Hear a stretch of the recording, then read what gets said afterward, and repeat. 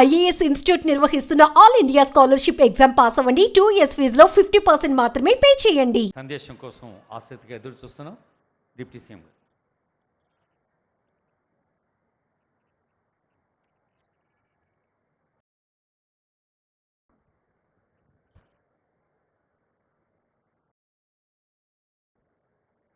గౌరవ ముఖ్యమంత్రి వర్యులు శ్రీ రేవంత్ రెడ్డి గారికి, గౌరవ వైద్య ఆరోగ్య శాఖ మార్చులు శ్రీ దామోదర్ రాజనరసింహ గారికి, ఇన్ఛార్జ్ మంత్రివర్యులు శ్రీ పొన్నం ప్రభాకర్ గారికి, పెద్దలు ప్రభుత్వ సలహాదారు శ్రీ కేశవరావు గారికి, మరో ప్రభుత్వ సలహాదారులు వేం నరేందర్ రెడ్డి గారికి, శాసన మండలి సభ్యులు వెంకట్ గారికి, శాసన సభ్యులు రామచంద్ర నాయక్ గారికి, మాజీ మంత్రివర్యులు శాసనసభ్యులు మిత్రులు నాగేందర్ గారికి, మరో శాసనసభ్యులు నాగరాజు గారికి, మరో శాసనసభ్యులు మురళీ నాయక్ గారికి, వేములవాడ శాసనసభ్యులకి, ఇంకా వేదిక మీద ఉన్నటువంటి ఇతర కార్పొరేషన్ చైర్మన్లకి, మిగతా మిత్రులకి, ముఖ్యంగా రాష్ట్ర ప్రభుత్వం సంవత్సర కాలం పూర్తి చేసుకున్నటువంటి సందర్భంలో పెద్ద ఎత్తున రాష్ట్రంలో ఉన్నటువంటి నిరుద్యోగ యువతీ యువకుల కోసం ఉద్యోగ నియామకాలు చేపట్టి వారందరి కలలు నిజం చేయటం కోసం చేస్తున్న కార్యక్రమంలో భాగంగా ఈనాడు ప్రభుత్వ ఉద్యోగ నియామకాలు పత్రాలు తీసుకుంటున్నటువంటి దాదాపు 466 మంది సివిల్ అసిస్టెంట్ సర్జన్స్కి మరియు ఫుడ్ సేఫ్టీ ఆఫీసర్స్కి, అట్లాగే రాష్ట్ర ప్రభుత్వం యావత్తూ కూడా ప్రభుత్వం దృష్టి సారించి వైద్య ఆరోగ్య శాఖ ద్వారా అనేక రకాలైనటువంటి సదుపాయాలు పొందుతున్నటువంటి స్నేహితులందరికీ కూడా ముందుగా నా హృదయపూర్వకమైనటువంటి నమస్కారాలు. స్నేహితులారా, దామోదర్ రాజనరసింహ గారి ఆధ్వర్యంలో ఉన్నటువంటి ఈ శాఖ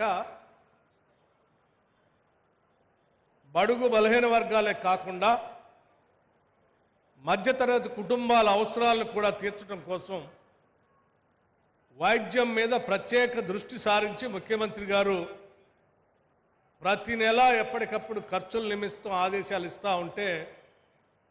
ఆర్థిక శాఖ చూస్తున్న మేము నిధులు విడుదల చేసుకుంటూ ముందుకు పోతాం. వారిద్దరు కూడా మిగతా శాఖలకి సంబంధించిన నిధులు కొంత 1-2 రోజులు ఆలస్యమైనా ప్రజా ఆరోగ్యానికి సంబంధించిన నిధులు మాత్రం ఒక్కరోజు కూడా ఆలస్యం కావటానికి వీల్లేదని చెప్పి ఈ ప్రభుత్వం ఏర్పడిన దగ్గర నుంచి ప్రతి నెల టంచనగా నిధులు రిలీజ్ చేస్తూ వైద్య శాఖ పైన ప్రత్యేక దృష్టి సారించి ముందుకు పోతుందని చెప్పడానికి నేను చాలా సంతోషిస్తూ ఉన్నాను. గ్రామీణ ప్రాంతం నుంచి వచ్చినటువంటి వ్యక్తిగా ప్రభుత్వ వైద్యశాలల్లో వైద్యాలు చేపించుకునేటువంటి ప్రజల కష్టసుఖాలు తెలిసినటువంటి వ్యక్తిగా ఈ ప్రభుత్వం చేస్తున్నటువంటి నిర్ణయాల్ని నిజంగా పేద ప్రజలు, మధ్యతరగతి కుటుంబాలు, గ్రామీణ ప్రాంత ప్రజలందరూ కూడా మనస్ఫూర్తిగా ఆహ్వానించడమే కాకుండా అభినందించాల్సినటువంటి అవసరం కూడా ఉందని నేను చాలా స్పష్టంగా భావిస్తూ ఉన్నాను.